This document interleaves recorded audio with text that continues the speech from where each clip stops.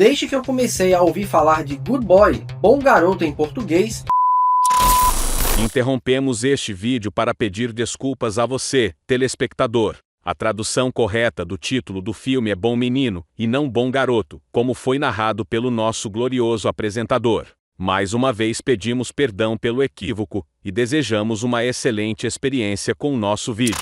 eu lembrei de um famoso livro de contos do escritor cearense Moreira Campos, Dizem que os Cães Veem Coisas, em que explora esse suposto universo de ligação entre os animais e o mundo sobrenatural. Aliás, eu recomendo fortemente a leitura para quem tiver acesso a essa obra.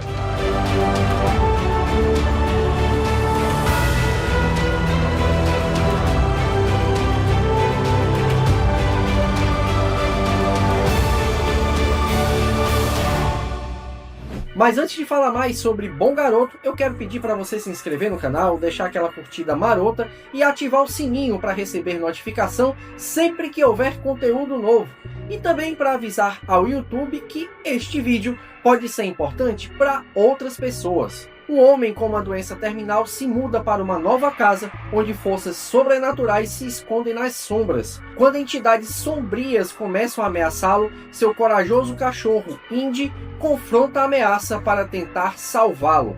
Bom Garoto consegue fazer com mais eficiência o que Presença, dirigido por Steven Soderbergh, tentou realizar lá no início do ano, mas não foi bem sucedido. Ao construir uma história de terror na perspectiva de um cachorro de estimação, ele não tenta criar ângulos de câmera ousados demais e nem colocar nossos olhos nos olhos do cão, mas sim dá ao público uma visão do entendimento e da ação que o animal tem ao se confrontar com o sobrenatural, que talvez nem ele entenda exatamente dessa forma, talvez apenas como uma ameaça.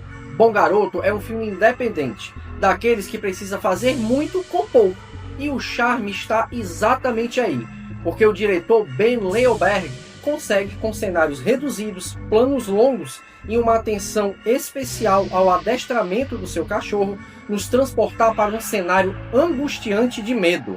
Só para se ter ideia, foram necessários 400 dias para que a gravação fosse concluída. Como não usa CGI e é sempre o cão em cena, muitas vezes uma única tomada levava um dia inteiro para ser feita. Além disso, todo o período de produção e pós-produção durou cerca de 3 anos. O resultado é um filme que traz uma ideia inovadora, muito embora vá cansando o espectador ao longo da sua exibição.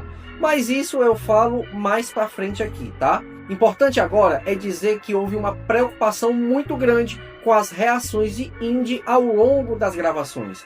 E como o cachorro é da família do diretor, ele teve o cuidado de prepará-lo junto com a sua mulher, a produtora Carrie Fisher, que trabalharam de forma lúdica com o pet.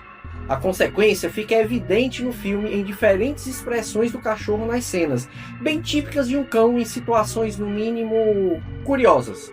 Os personagens humanos da trama têm participação restrita na história. Mesmo o tutor Todd, interpretado por Jane Jensen, que interage mais com Indy, não é o foco direto do enredo. Isso fica tão claro que a câmera desfoca ou trabalha com luz e sombra constantemente para não mostrar ao máximo o rosto dos humanos em cena. Sem contar que a câmera está sempre baixa, nos fazendo ver tudo da altura dos olhos de Indy, um simpático Duck Tolling Retriever da Nova Escócia. A fotografia de Bom Garoto me agrada muito, não só pelos planos longos e panorâmicos, como pelo trabalho de transição para um cenário claustrofóbico, denso e perigoso. Tudo feito com uma paleta de cores e movimentos de câmera, a princípio tradicionais, mas trabalhados com eficiência. Mas eu prometi falar porque o filme é bom, mas cansativo, não foi? Então vamos lá. É que como não é um longa de muitos diálogos, os que existem são bem diretos e não ajudam a dar fôlego à história. Como tudo está na perspectiva do cachorro, com o tempo as cenas acabam se repetindo e se arrastando na experiência. E mesmo que o longa seja muito tenso o tempo todo, e isso faça com que você esteja sempre alerta, essa morosidade na narrativa emperra o clímax e atrapalha a experiência. O roteiro, assinado pelo próprio diretor Ben Leonberg, em cocriação com Alex Cannon, não consegue resolver isso bem.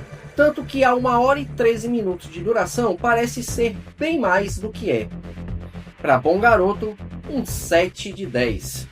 Olha, gente, independente da narrativa arrastada, é sempre importante pensar fora da caixinha quando o assunto é cinema, e principalmente cinema de terror. É bem comum encontrarmos uma leva anual de filmes praticamente iguais, com a mesma fórmula e a mesma temática. Quando temos um diretor como Ben Leonberg, que pensa algo diferente, é de se aplaudir de pé e torcer para que novas ideias como estas surjam logo e sejam até mais bem afinadas. Bom Garoto vai se pagar facilmente. Adquirido pela Shudder lá nos Estados Unidos, o filme deve fazer sucesso também no restante do mundo. Tendo custado na casa ali dos 750 mil dólares para ser produzido, até agora já arrecadou 6,3 milhões de dólares com o lançamento nos Estados Unidos e no Canadá. O longa chega aos cinemas do Brasil em 30 de outubro, no rastro do fim de semana de Halloween deste ano de 2025. Eu apostaria que com esse lançamento temático, a tendência é que o público chegue junto, principalmente por ter um pet carismático como personagem central de um filme de terror. E já deixo aqui a minha opinião clara e concisa. Se eu fosse da diretoria do Oscar, já começava a pensar em uma premiação especial para a Indy, pela atuação encantadora. Se C3PO e R2D2 já levaram uma estatueta, por que não o ator principal de Bom Garoto, hein?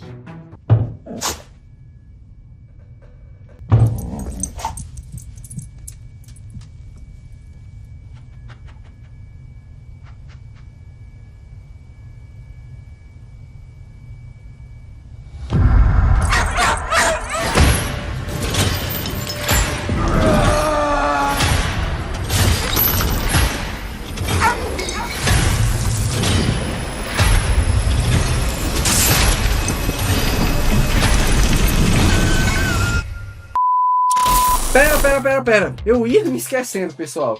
Se vocês ainda estiverem interessados em Moreira Campos, que eu citei lá no início desta crítica, tem um curta-metragem do cineasta Pedro Parente, completinho da Silva e gratuito no site da Embaúba Filmes e no Vimeo. Esse curta é exatamente baseado no conto específico Dizem que os Cães Veem Coisas. Eu só recomendo assistir, tá? Pito Barroso, meu editor, pode encerrar agora, viu?